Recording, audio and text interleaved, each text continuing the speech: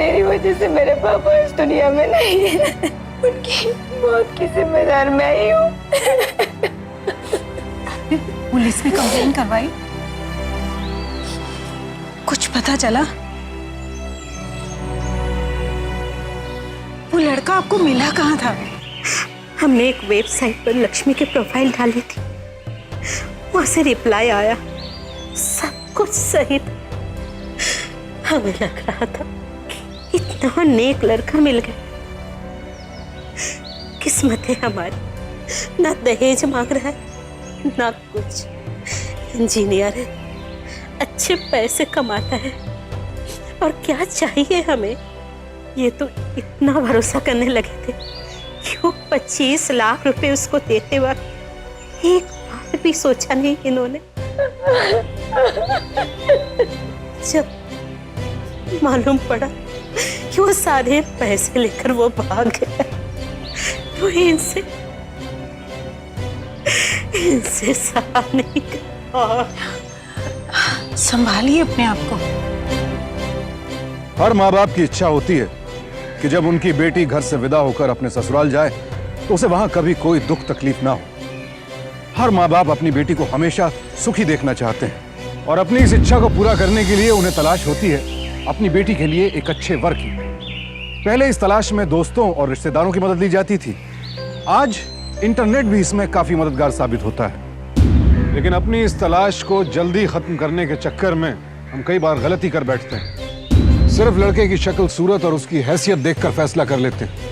उसका बैकग्राउंड क्या है, घर परिवार कैसा है, संगी साथी कैसे हैं, इन बातों पर ध्यान ही नहीं देते। अपनी बेटी का भविष्य तय करते वक्त की गई लापरवाही का नतीजा कई बार बहुत बुरा हो सकता है। सावधान हो जाइए, कहीं आप भी तो अपनी बेटी का रिश्ता मोहन शर्मा उर्फ आदित्य जैसे किसी लड़के से नहीं कर रहे हैं। आदित्य पिछले 3 साल में कई बार ये कांड कर चुका था।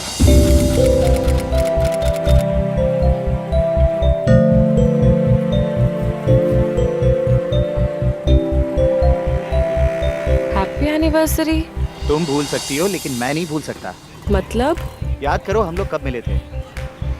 यही कुछ एक महीना हुआ होगा। कुछ 1 महीना नहीं, एग्जैक्टली 1 महीना पहले मिले थे हम। एंड यू नो, तुमने मुझे देखकर पहचाना भी नहीं था।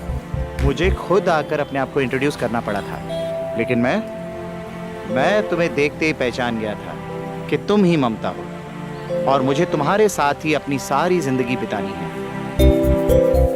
Thanks Mamta for coming into my life. पिछले 1 महीने से ऐसा लग रहा है जैसे कि मैं जिंदा हूँ। जिंदगी मुझे छू कर जा रही है, and that is all because of you.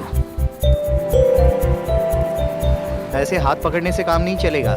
मतलब? शादी ममता। अब जब हमारा प्यार इतना आगे बढ़ चुका है तो नेक्स्ट स्टेप क्या है? मैरिज। आदि, तुम जानते हो मैं कब से इस दिन का वेट कर रही थी।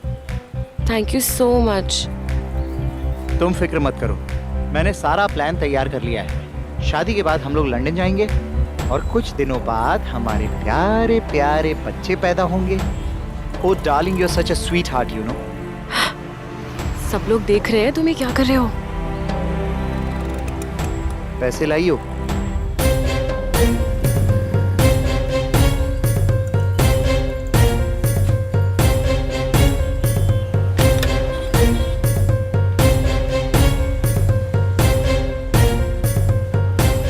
अच्छा आदि, अब मैं चलती हूँ, तुम मुझे फोन करना। Yeah sure, definitely. Bye bye.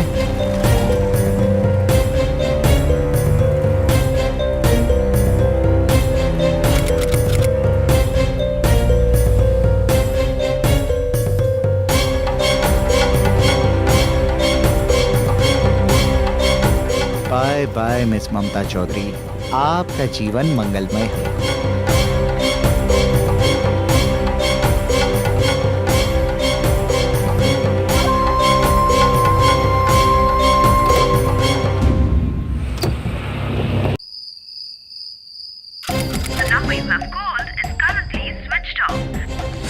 Aditya का फोन क्यों नहीं लग रहा? हे भगवान, वो किसी मुसीबत में ना हो बस। क्या हुआ? तू इतनी परेशान क्यों है? माँ, मैं कब से आदित्य का फोन ट्राई कर रही हूँ, उसका फोन स्विच ऑफ आ रहा है।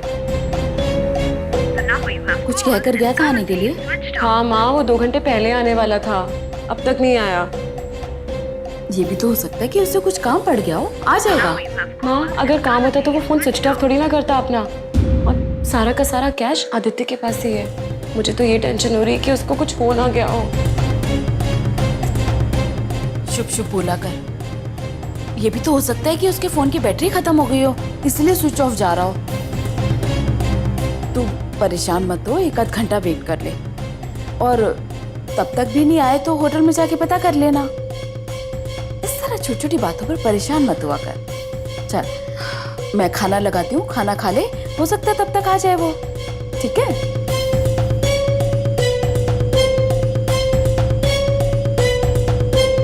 ममता ने बहुत इंतजार किया, लेकिन आदित्य का कुछ पता नहीं चला। आखिर ममता आदित्य का पता लगाने उसके होटल जा पहुंची, और होटल पहुंचकर ममता को अपनी जिंदगी का सबसे बड़ा झटका लगा। आदित्य दोपहर में ही होटल से चेकआउट करके जा चुका था। मुंबई की रहने वाली ममता चौधरी भी आदित्य श्रीवास्तव के जाल का शिकार बन चुकी थी, और शिकारी की दूर दूर तक कोई खबर नहीं थी। आखिर आदित्य श्रीवास्तव अपने मंसूबों में हर बार कामयाब हो क्यों रहा था? जवाब बहुत सीधा है। कमाल है। आखिर कैसे मैडम? आप पढ़ी लिखी हैं, मल्टीनेशनल कंपनी में इतनी बड़ी पोस्ट पे जॉब करती हैं, फिर इस चीटर आदमी के चक्कर में कैसे पड़ गई? भाई आप लोगों को तो कम से कम अच्छे और बुरे आदमी की समझ होनी चाहिए। इंस्पेक्टर साहब, इसकी कोई गलती नहीं है। असल में मैंने ही इसके ऊपर शादी के लिए प्रेशर डाला था। असल में ये मेरी इकलौती बेटी है, और बदकिस्मती से इसकी पहली शादी कुछ ही महीनों में टूट गई, और उसके बाद इसने अकेला रहने का निश्चय कर लिया। लेकिन पिछले कुछ महीनों से मैं बहुत बीमार चल रही हूँ। मुझे नहीं पता कि मैं कितने दिनों तक और जिंदा रहूंगी। फिर मुझे लगा कि मेरे बाद तो ये अकेली पड़ जाएगी, क्या होगा इसका। इसीलिए मैं चाहती थी कि ये शादी कर ले, कम से कम कोई सहारा तो हो। लेकिन उसका नतीजा ये निकला कि वो धोखेबाज इंसान हमें मिला और हमारा सब कुछ लेकर चला गया। बर्बाद हो गए हम लोग। चुप हो जाओ। ये आदमी कहाँ मिला? मैट्रिमोनियल वेबसाइट पे। मम्मी के कहने पर मैंने एक मैट्रिमोनियल वेबसाइट पर अपनी प्रोफाइल बनाई थी। उसी के थ्रू मुझे शादी के प्रपोजल्स आने लगे। आदित्य ने भी मुझे उसी प्रोफाइल पर मैसेज किया था। मैंने देखी थी उसकी प्रोफाइल और मुझे सब ठीक लगा था। उसकी प्रोफाइल में लिखा था कि वो लंदन में रहता है और वहीं की एक एयरलाइन में पायलट है। उसकी प्रोफाइल में ये भी लिखा था कि वो मुंबई आया हुआ है शादी के लिए एक अच्छी इंडियन लड़की की तलाश में। उसने मुझे मैसेज किया, मिलने के लिए बोला, और हम पवई के कैफे में मिले। इंसान को हमेशा अपनी मर्जी का काम करना चाहिए, वरना उसका काम कच्चा होता है। अब मैं चाहता था कि मैं पायलट बनूं, लेकिन डैड चाहते थे कि मैं इंडियन फॉरेन सर्विस ज्वाइन करूं। अगर गलती से मैंने उनकी बात मान ली होती तो आज मैं दुनिया का सबसे घटिया ऑफिसर होता। यस, क्योंकि मेरा मन तो हवा में उड़ता रहता और कोने में कई फाइल्स पड़ी सड़ती रहती, और एक दिन ऐसा आता कि सरकार मुझे बाइज्जत नौकरी से बर्खास्त कर देती। आज मैं एक पायलट हूँ और बहुत खुश हूँ, क्योंकि बचपन से मेरा यही सपना था। जब स्कूल में फैंसी ड्रेस का कंपटीशन होता था तब मैं हमेशा पायलट की यूनिफॉर्म पहनता था, कागज के जहाज उड़ाया करता था, और आज मैंने अपने सपने को पूरा किया है। You know, सपने तो हर कोई देखता है। आधे लोग तो अपने सपने देखकर भूल भी जाते हैं, लेकिन आपने अपने बचपन के सपने को पूरा किया। That's really nice. Thanks. You're welcome. अच्छा, आपकी फैमिली वहीं लंदन में रहती है? यस, मेरी फैमिली लंदन में रहती है, लेकिन अगर आप चाहें तो मैं आपको अभी उनसे मिला सकता हूँ। मैं कुछ समझी नहीं। 1 second. I'll show you. Now you see, ये जो है मेरी मॉम। पहली मुलाकात में ही आदित्य ने ममता पर अपना जादू चला दिया। कुछ दिनों तक उनकी मुलाकातें जारी रही। ममता पूरी तरह आदित्य के काबू में आ चुकी थी, और जल्द ही ममता ने आदित्य को अपने घर भी बुला लिया। अगर तुझे पसंद है तो मुझे कोई एतराज नहीं है। आदित्य बेटा, मेरी बच्ची का हमेशा अच्छे से ध्यान रखना। मम्मी जी, आप बिल्कुल चिंता मत करिए, मैं खुद से ज्यादा इसका ख्याल रखूंगा। कोशिश करूंगा कि इसकी लाइफ में कोई दुख, कोई तकलीफ ना हो। आप बस अपनी सेहत का ध्यान रखिए। मेरा क्या है, मेरी तबीयत तो दिन ब दिन बिगड़ती जा रही है, इसलिए मैं चाहती हूँ कि तुम दोनों की जल्द से जल्द शादी हो जाए। लेकिन तुम लोगों की भी जिंदगी का सवाल है, इसलिए मैं चाहती हूँ कि तुम लोग थोड़ा सा समय लो, दोनों अच्छे से सोच विचार कर लो, और जब समझ में आ जाए तो मुझे बता देना, मैं तुम दोनों की शादी करवा दूंगी। अच्छा, तुम लोग आराम से बैठ के बातें कर लो, मेरी तबीयत ठीक नहीं है, मैं अंदर जाके आराम करती हूँ। खुश रहो बेटा, इसको खाना खाए बगैर नहीं जाने देना। जी मम्मी।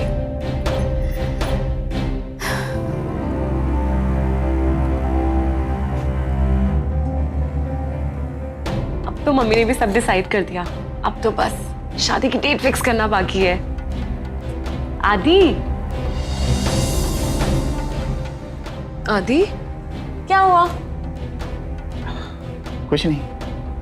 बोलो ना, कुछ तो हुआ है। आदि, सब ठीक है ना? हाँ सब ठीक है।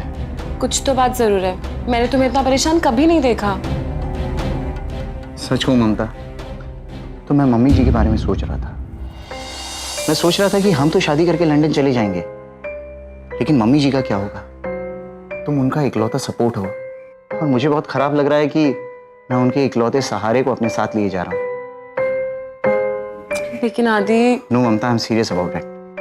देखो, मम्मी जी किराए के मकान में रहती हैं, किराए के मकान के अपने 50 झंझट हैं, उस पर से उनकी तबीयत भी खराब रहती है। अगर तुम चली जाओगी तो सब कुछ अकेले कैसे संभालेंगी? मेरे पास एक तरीका है, क्यों ना हम मम्मी जी के लिए एक घर खरीद ले। घर? यस। अब मान लो मकान मालिक के साथ कोई प्रॉब्लम हो जाती है, तो यहाँ मम्मी जी का साथ देने वाला कौन है? भगवान ना करे अगर मकान मालिक ने कह दिया कि ये घर छोड़कर चले जाओ, तो अकेली बीमारी की हालत में कहाँ घर ढूंढती फिरेंगी? आदि, तुम तो जानते ही हो ना, प्रॉपर्टी के रेट्स कितने हाई हो गए हैं, और हमारे पास कहाँ इतने पैसे हैं कि हम घर अफोर्ड कर सके। डोंट वरी, सब हो जाएगा। जब आदमी कुछ सोच लेता है ना, तो सब कुछ हो जाता है। यू नो, मेरे डैड की यहाँ की मिनिस्ट्री में अच्छी पहचान है। वो किसी से बात करके किसी अच्छी जगह हमें कम से कम रेट्स पर बेस्ट फ्लैट दिलवा देंगे। सच? Yes. And you know, mummy ji का अपना घर होगा, और अगर मम्मी जी सिक्योर हैं तो हमारी सारी टेंशन दूर हो जाएगी। आदि, you're such a sweetheart. Thank you so much. Don't worry, darling. I'm always there with you.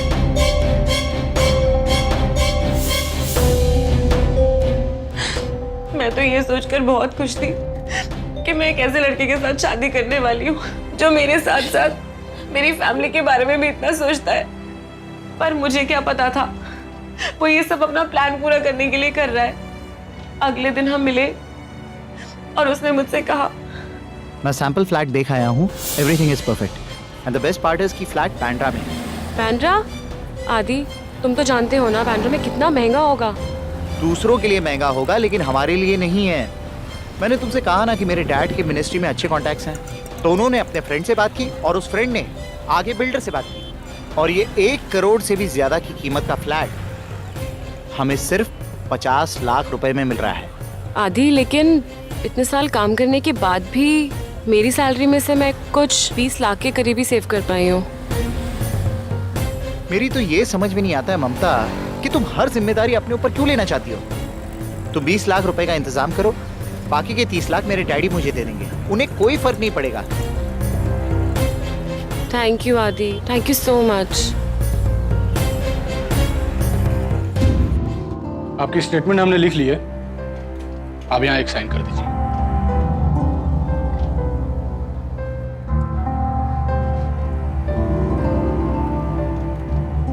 Inspector साहब, वो आदमी मिल तो जाएगा ना? आप चिंता मत कीजिए, हम पूरी ताकत लगा देंगे उस चीटर को ढूंढने में। तो आप लोग घर जाइए, जैसे उसकी कोई खबर मिलती है हम आपको बुला लेंगे। Thank you sir. इन्वेस्टिगेशन के दौरान पुलिस को पता चला कि ममता अकेली नहीं थी। आदित्य इससे पहले भी कई लड़कियों को धोखा दे चुका था। उन्हें यह बात भी पता चली कि आदित्य हर बार एक नए मोबाइल नंबर का इस्तेमाल करता था। ऐसा ही गोपाल पांडे ने उन सभी लड़कियों से वो सारे नंबर्स इकट्ठा किए। पता चला कि सारे नंबर एक ही नाम पर रजिस्टर्ड थे, आशीष कुमार।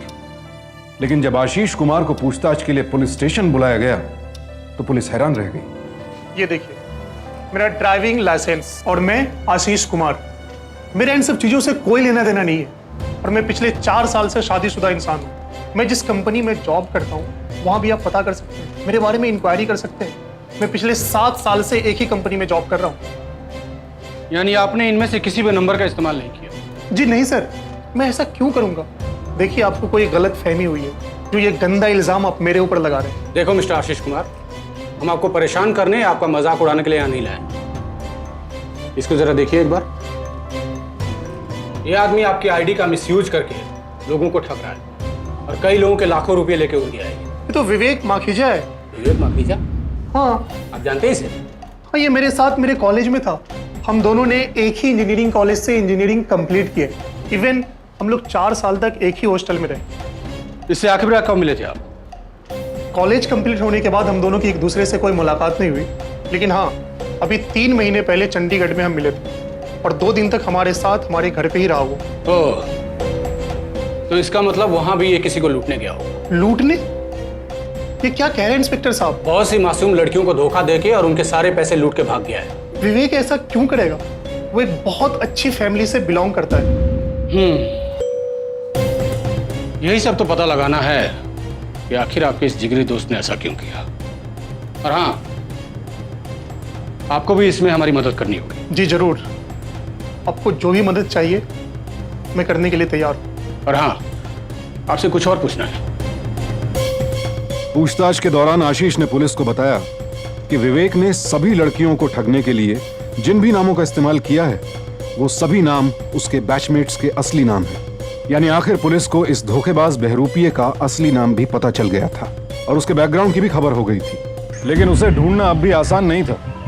ये पता लगाना बड़ा ही मुश्किल काम था कि वो इस वक्त दुनिया के किस कोने में किसे धोखा देने की कोशिश कर रहा है। एक तरफ जहां विवेक एक नए शिकार की तलाश में था, वहीं पुलिस ने उसको पकड़ने के लिए एक प्लान बनाया। पुलिस ने विवेक के इंजीनियरिंग कॉलेज से उसके सारे बैचमेट्स की लिस्ट निकाली। उन्हें शक था कि इस बार भी विवेक ने अपने किसी सहपाठी के नाम से प्रोफाइल बनाकर किसी मैट्रिमोनी साइट पर डाल दी होगी। पुलिस ने सभी साइट्स पर चेक किया और आखिर उन्हें एक प्रोफाइल मिल गई जिस पर नाम विवेक के एक बैचमेट कपिल तिवारी का था। पुलिस ने उसी साइट पर एक नकली प्रोफाइल बनाई और कपिल तिवारी की प्रोफाइल पर एक मैसेज भेजा। New message. हाय कपिल, मैंने आपका प्रोफाइल देखा मैट्रिमोनियल वेबसाइट पर, मुझे अच्छा लगा। अगर आपको भी मेरा प्रोफाइल पसंद आए then this is my contact number. Great. देखें तो सही कौन है ये Manju Khurana. 35 years of age, divorcee, Bangalore में रहती है। हाँ, बैंगलोर के पॉश इलाके में रहती है तो पैसा तो कूट कूट कर भरा होगा। सर 1 मिनट, ये देखिए sir.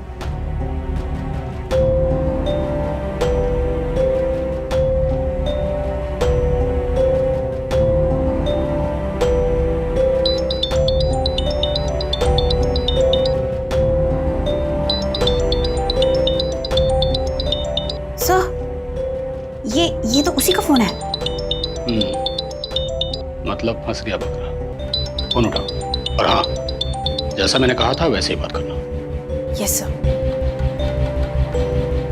Hello. Hello miss Manju. जी मंजू बात कर रही हूँ। आप कौन? Manju, this is Kapil Tiwari. आपने मैट्रिमोनियल वेबसाइट पर मेरे प्रोफाइल को लाइक किया था और मुझे मैसेज भेजा था। हाँ, लगता है आपको मेरा प्रोफाइल अच्छा लगा। हाँ, यस। आपके प्रोफाइल में ऐसी कोई बात ही नहीं है जो मुझे पसंद ना आए। थैंक्स। मुझे भी आपका प्रोफाइल पसंद आया, लेकिन उसमें आपने एक बात लिखी है कि आप लंदन में रहते हैं। या एक्चुअली 1960 में मेरे डैड लंदन में शिफ्ट हो गए और मेरी पैदाइश भी लंदन की है। हालांकि इंडिया में मेरा कोई कांटेक्ट नहीं है, लेकिन हाँ, एक कनेक्ट हमेशा से रहा है। इसलिए मैंने डिसाइड किया है कि मैं एक इंडियन गर्ल से ही शादी करूंगा। मैंने आपका प्रोफाइल पढ़ा तो मुझे अच्छा लगा। मुझे ऐसा लगा कि हमारी बात आगे बढ़ सकती है। अगर आप चाहे तो हम मिलकर आराम से बात कर सकते हैं। हाँ ज़रूर, हम लोग मिल सकते हैं। तो कब मिले हम? कल, हम लोग कल मिल सकते हैं। तो ठीक है, फिर कल शाम को 5 बजे मिलते हैं। Rude Cafe, Brigade Road. Brigade Road, Rude Cafe, ठीक 5 बजे। ठीक है। See you then, bye. Okay thanks, bye. चलो शिकारी, नए शिकार के लिए तैयार हो जाओ। मंजू खुराना। मिस्टर विवेक माखीजा, नकली शादियां तो तुम बहुत कर चुके हैं, अब हम तुम्हारी असली शादी कराते हैं। Your order ma'am. One juice. Anything else? No thanks. Okay.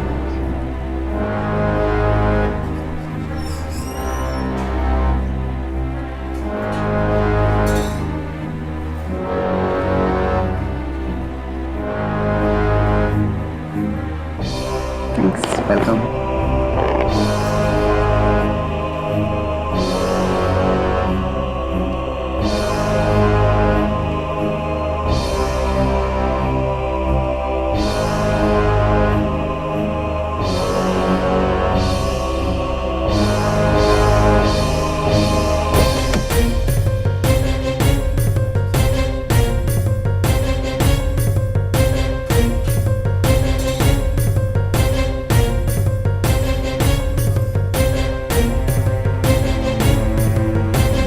Hi, I'm Kapil Tiwari. Hi, Manju Khurana. I'm very sorry for being late. Actually, London से बहुत important call आ गया था, which I could not avoid. Okay, it's all right. तो बताइए, क्या लेंगे आप? Something cold. Waiter? One juice for me, orange. And what would you like to have? Same, orange juice. 2 orange juice. Thank you very much. और आप बताइए। अब आपको यहाँ गर्मी में रहने की आदत डाल लेनी चाहिए mister Kapil Tiwari ji. Oh sorry, my mistake. Mister Vivek Makhija ji, क्योंकि इंडिया में बहुत गर्मी है और अब आपको यहाँ लंबा टाइम बिताना है, वो भी जेल में। आप कौन है? कौन है आप? ओह सॉरी, मैंने आपको मेरा इंट्रोडक्शन तो दिया ही नहीं। मैं हूँ इंस्पेक्टर गोपाल पांडे और अभी जिस लड़की के साथ आप शादी के झूठे मंसूबे बना रहे थे, ये हैं साई मंजू खुराना। इतना इंट्रो काफी है, कुछ और दूं? अरे रे, कहाँ चले माखीजा जी? नकली शादियां तो बहुत प्लान कर लिया आपने, अब हम आपको आपका असली ससुराल दिखाते हैं। जरा भी भागने की कोशिश की ना तो इतना मारूंगा तो फिर किसी लड़की के साथ नकली तो क्या, असली शादी के लायक भी नहीं बचेगा। शेखावत जी साहब, ले चल इसको, चल चल। आखिरकार विवेक मखीजा पुलिस की हिरासत में था, लेकिन पुलिस की गिरफ्त में आने से पहले उसने एक के बाद एक कई लड़कियों को धोखा दिया। विवेक ने अपने मंसूबों को पूरा करने के लिए हमेशा इंटरनेट का सहारा लिया। उसने हर वेबसाइट पर अपने बारे में झूठों के पुलिंदे गढ़े और फिर अपनी चिकनी चुपड़ी बातों में फंसाकर कभी किसी का शक अपने ऊपर नहीं होने दिया। उसने अपने इरादों को पूरा करने के लिए इंटरनेट का गलत इस्तेमाल किया, लेकिन विवेक ऐसा अकेला आदमी नहीं है। आज इंटरनेट की वजह से हमारी जिंदगी बेहद आसान हो गई, लेकिन इंटरनेट का गलत इस्तेमाल करना भी उतना ही आसान है, क्योंकि आप इंटरनेट पर बस वही देख सकते हैं जो सामने वाला आपको दिखाना चाहता है। वो अपना सच बड़ी आसानी से तोड़ मरोड़ कर आपके सामने पेश कर सकता है। सावधान रहिए, सिर्फ इंटरनेट पर की गई बातचीत और मुलाकातों के जरिए किसी को अपना सच्चा दोस्त या प्रेमी समझने की गलती कभी मत कीजिए। इंटरनेट की इस वर्चुअल दुनिया में न जाने और कितने विवेक अभी खुले घूम रहे हैं। अगर एक सुरक्षित समाज बनाना है तो हम सबको सावधान रहने की जरूरत है। कल आपसे फिर मुलाकात होगी एक और नई कहानी, एक और नई सीख के साथ, और आप हमेशा रहिए सावधान इंडिया।